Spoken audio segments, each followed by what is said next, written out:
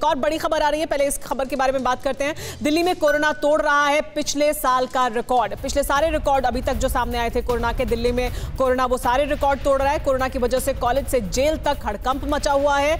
Saint Stephen's college में 17 छात्र और स्टाफ कोरोना पॉजिटिव पाए गए हैं। जेल प्रशासन ने कैदियों से मुलाकात पर फिलहाल रोक लगा दी है।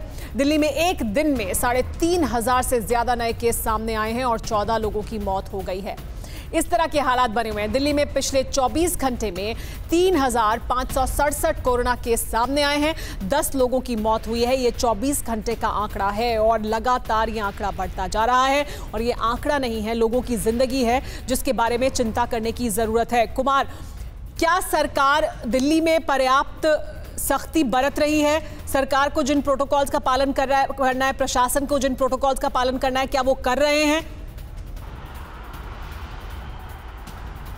सुमेरा, शायद थोड़ी देर हो गई है, क्योंकि जिस हिसाब से देखिए नंबर ऑफ केसेस बढ़ रहे हैं और उसके साथ डेथ भी बढ़ रहे हैं, ये कहीं ना कहीं दर्शाता है कि दूसरे राज्यों से सबक लेने के बजाय सरकार इस निश्चिंता में रही कि दिल्ली में सब कुछ ठीक है, लेकिन इसके उलट दिल्ली में भी संक्रमण उसी तेजी से फैल रहा है और अब ये नहीं रुक रहा है। दिल्ली में कई सारे ऐसे स्पॉट्स हैं जो बहुत ही भयानक हॉट स्पॉट बनते जा रहे हैं, जिसमें साउथ दिल्ली सबसे प्रमुख है।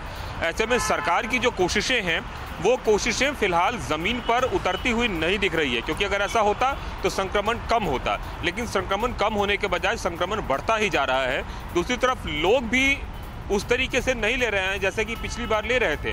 अब बड़ा सवाल यह है कि करे तो करे क्या। सरकार वैक्सीनेशन के लिए अच्छी कोशिशें कर रही है, मसलन कि समय निर्धारित जो था उसको खत्म कर दिया कि रात में कभी भी आप वैक्सीनेशन ले लें। निजी अस्पतालों को इस बात की छूट दे दी कि आप जितनी मर्जी जितने बजे तक चाहे वैक्सीनेशन करने, लेकिन लोग भी वैक्सीनेशन के लिए नहीं आ रहे हैं।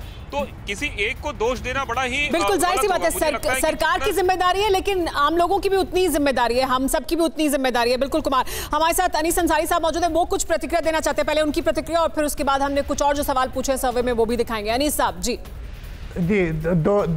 दो बातें। एक तो ये कि जो पॉलिटिकल रैलीज, इलेक्शन रैलीज और मीटिंगें हो रही हैं, इसमें और जो धार्मिक स्थलों पे जो पूजा पाठ और नमाजें और दूसरे जो प्रोग्राम्स होते हैं, इनमें दोनों जगहों पर ये देखा गया है कि लोग एहतियात नहीं कर रहे हैं। सरकारों को चाहिए, ख़ासतौर से भारत सरकार को, कि इलेक्शन रैली तो मीटिंगों पे कंप्लीट बैन लगा दे, क्योंकि उसमें लाखों हज़ारों लोग इकट्ठे होते हैं और उससे स्प्रेड करने की गुंजाइश बहुत बढ़ जाती है। जी हाँ, वो गुंजाइश बहुत ज्यादा है, लेकिन ऐसा होता नहीं दिखाई दे रहा है और इसकी संभावना भी कम दिखाई देती है, क्योंकि ऐसा लगता है कि जहाँ चुनाव होता है वहाँ कोरोना नहीं आता है। फिक्र आपकी, सोमवार से शुक्रवार रात 9 बजे सिर्फ TV9 भारतवर्ष पर।